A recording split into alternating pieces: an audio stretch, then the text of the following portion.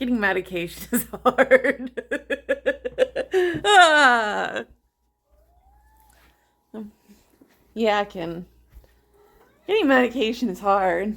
I've been trying to get a medication for like a week. Yeah, it was hard. Because I've got Medicare. And you know what that means? Every time I switch meds, I have to get a pre-authorization from my doctor. Do you know what pre-authorization is? It means I go to fill a med. My doctor goes, "Okay, send the prescription to the pharmacy." Pharmacy goes, "You need a pre-authorization." Kicks it back to my doctor. My doctor has to fill out a form, contact my insurance company, make sure it's copacetic with my insurance company. Insurance company says, "That's fine. For now, you can have the drug." Authorizes it. Sends it back to the pharmacy. I have to call the pharmacy. They have to run the insurance again. Then, if it's copacetic, then I get my drug. This may change at any time because they might not like the brand because they consider it too expensive. It may be that they just decide that I have to. Usually it's the brand that, because I was taking the drug called Trokendi for a while, which was too expensive. So then I had to switch to topiramate, which is like a generic of the brand, because that's less expensive. So, yeah. And to a lesser pill cup, because I was taking Trokendi 200 milligrams, which are these giant pills, but it was too brand name, too expensive. So then I had to switch to topiramate 100 milligrams, which are these tablets, because they always want to go for the tablets. That's something that Medicare always seems to do, is to want to make me take tablets, and they always want to take the most metabolizing forms, the quick metabolizing forms, even though when my doctor did genetic testing on me, my body tends to metabolize drugs too fast, and so I need the extended release tablets because those are better for me in my body because of the way that I metabolize drugs.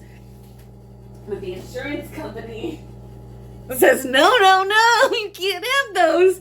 You have to have the quick releasing tablets, which doesn't metabolize in my body fast. It metabolizes too fast, and they're not as effective. So then I have to take higher doses of the drug, which defeats the whole purpose of the drug.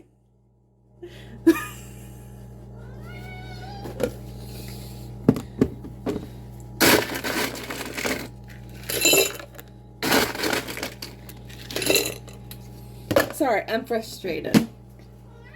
It's taken a week to get my medication.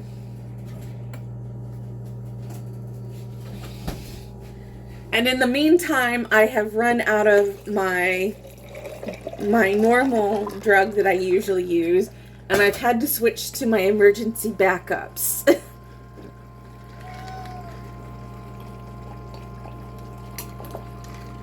Which are a stronger, higher dosage. So, which means I'm more exhausted.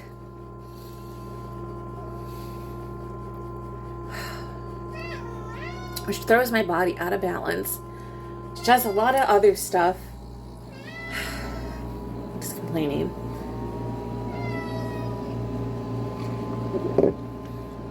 You don't care about this. This is just normal, everyday disability stuff. Usually once a month I get some kind of, unless I don't switch drugs, which I haven't for the past, since at least last July, a year. It's probably been a year since I've been on this drug.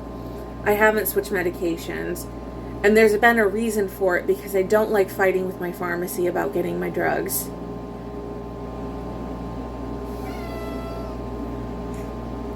Even still, not switching medications, I still have problems getting my drugs every so often.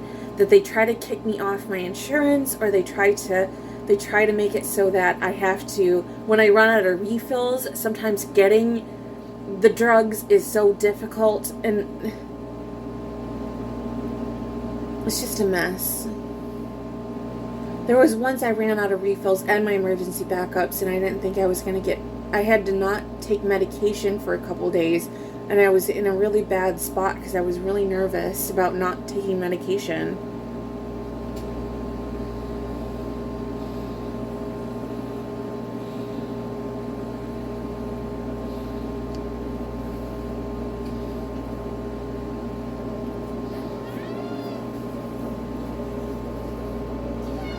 I tend to hoard at least some medication for, backups, but I don't always get that.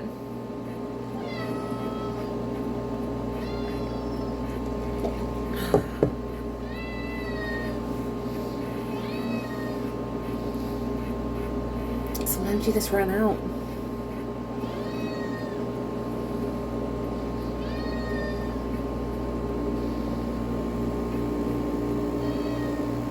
If you have a disability, you know what I'm talking about. That emergency backup med that saves you when everything goes to hell. Because sometimes it'll be a week or a week and a half before you get your meds. And if you don't have the meds to keep yourself steady, that's a potential episode right there. If I have bipolar, and that's a potential psychotic episode, I can't risk it. I don't want to end up back in the hospital.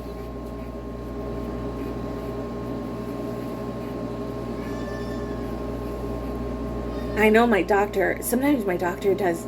There was one day where she was trying to get my meds for me, and my doctor, bless her, was on the phone screaming at the insurance company for like hours. She screamed because what my insurance company will do is they will pass her off to someone else and someone else and someone else, because that's what insurance companies do.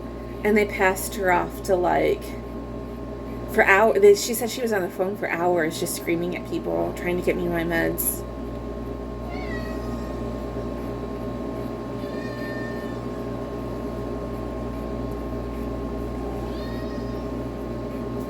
And I've seen them. I've gone down to the office before because we were talking about having to go down to the emergency room to fill my prescription because it was so bad. Because literally no one in town had my prescription that I needed. And I was like out of meds. And I was like, what do I do?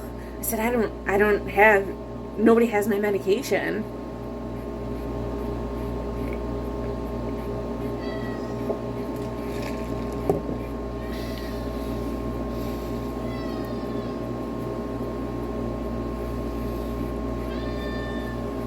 It was really bad in 2020.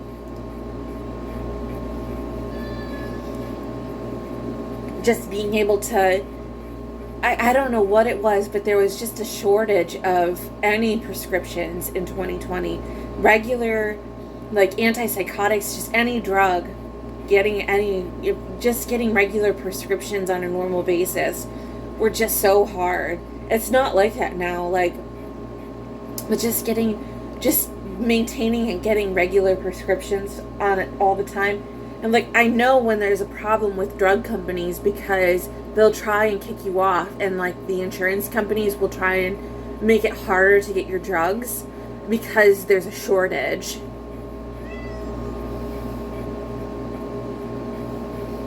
And it was really hard. It was so hard in 2020. They kept changing my meds and kicking me off meds and making it difficult, and it was such a mess. It was such a mess.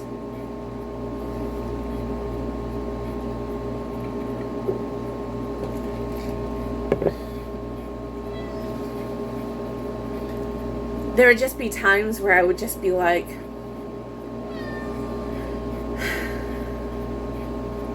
well, I gotta deal with it, you know. I need these. But I understand why people who take meds would just be like fed up with it, or feel as though they don't want to deal with it, or feel that it's sort of like someone with less dedication, or someone, I could see it being a barrier to someone being like, you know what, screw it, I'm not going to take them because it's too hard to get them, it's too much hassle, it's not worth it, it's not worth my time, it's not worth the energy, it's not worth the effort, and just stop taking their meds. I could see that being the reason why people stop taking their meds, and then having severe problems because of that. And that's so wrong, because why do we want people, I don't know. Because then it confirms all of the stuff that all people say about, mental health stuff, like Trump wanting to euthanize disabled people, where he's telling telling Fred Trump to just let his son die and move to Florida. And that's basically euthanizing disabled people, that he just wants us to die, and just that we're not able-bodied anymore, and that he doesn't, because we're not capable of taking care of ourselves, that we should just die. And that's part of 2025, is that they want to euthanize us by getting rid of Medicare and Medicaid and Social Security. They want to cut off our means of being able to take care of ourselves.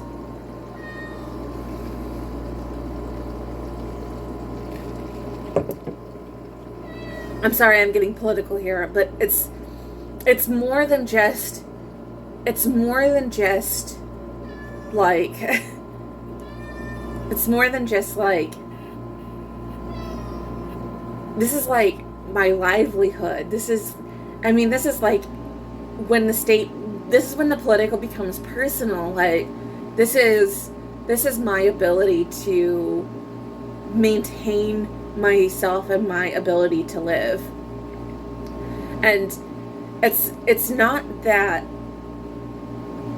I would work if I could. I would, but I can't maintain a job every time I've tried to work, because I tried working in 2019, and when I tried to work in 2019, it was disastrous. Like, I had a manic episode so bad that I flew across country, and I was wandering around an apartment building in LA.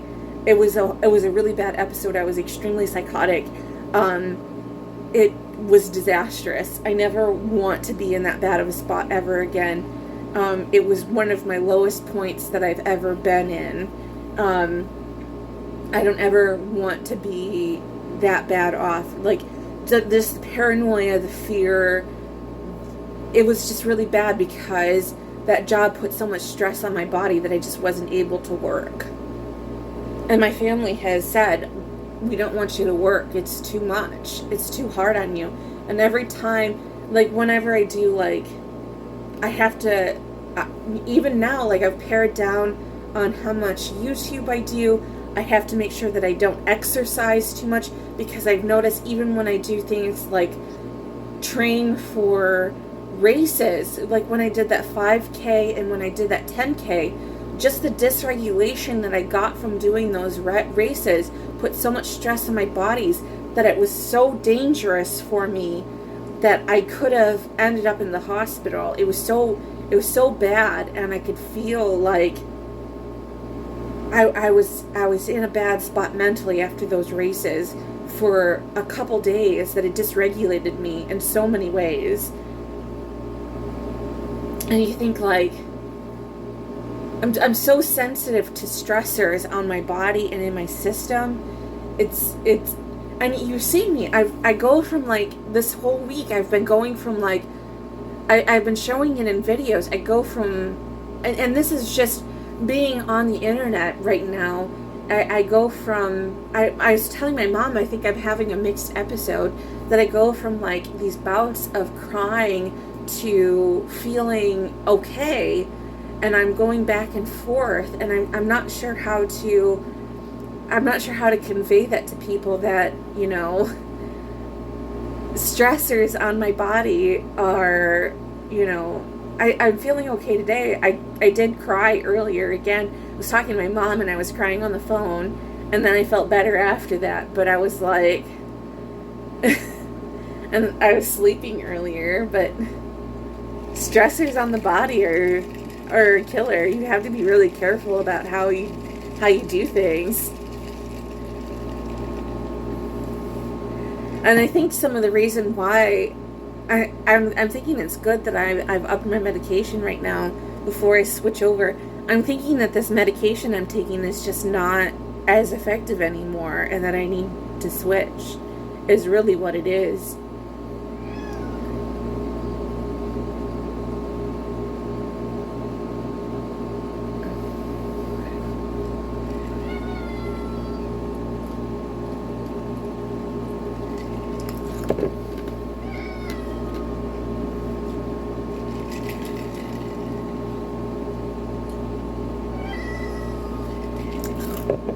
Because that's the thing when you have bipolar.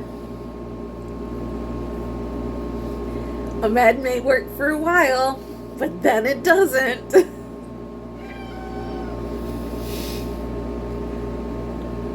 Isn't that great? Plus, my tardive dyskinesia has just been awful. But that's with any antipsychotic. Doesn't matter if I switch antipsychotics at this point, my tardive dyskinesia is just gonna be out of control.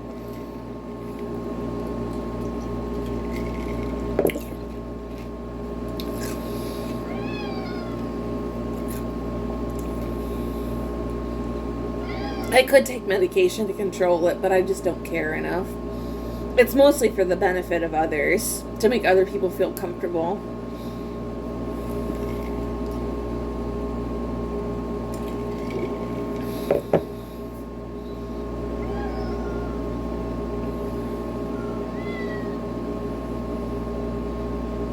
My sister said it doesn't bother her any. She does ask me if I'm okay every so often, and I'm like, I'm fine.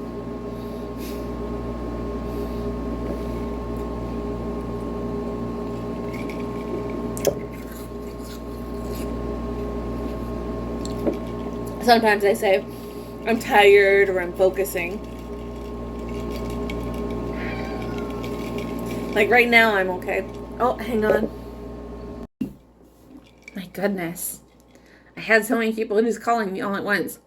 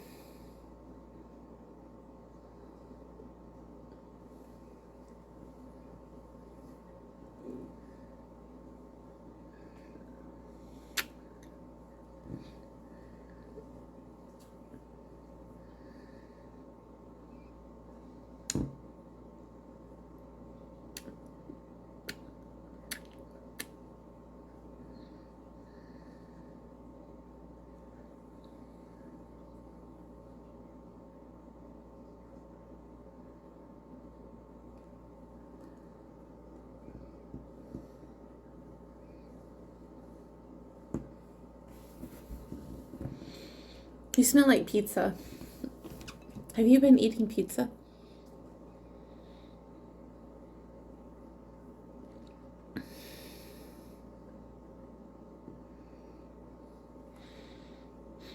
You smell like pizza dough.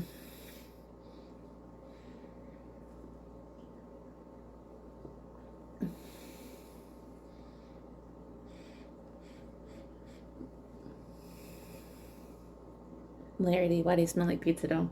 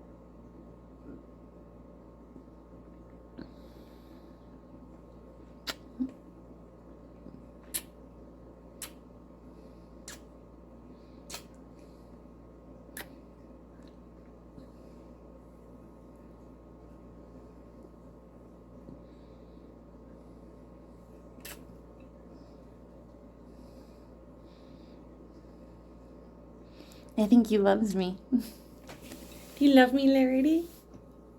Oh, you do.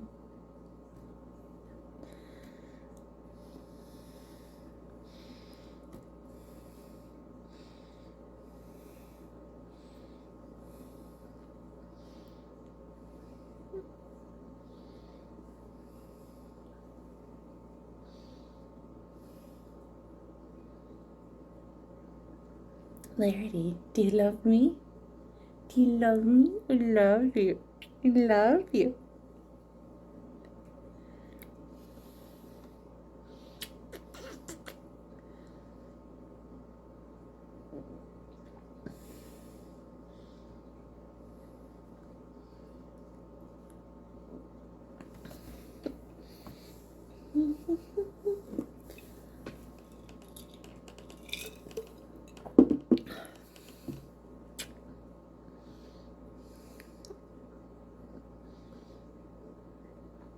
Larry.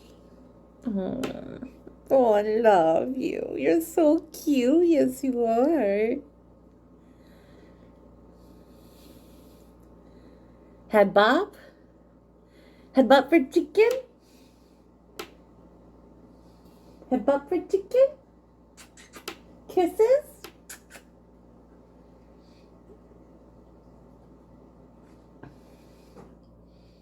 You want some treats? You want some treats?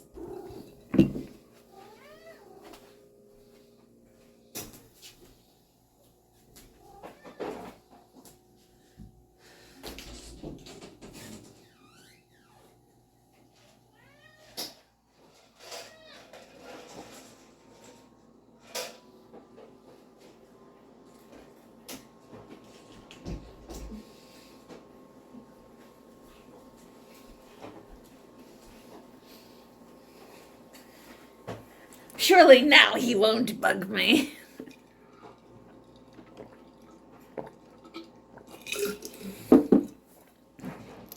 He does that cutesy face because he knows I'll give him treats. It's his head bop for chicken. He's like, ooh, if I head bop her enough, she'll give me treats. He's a little stinker. Because he knows it works.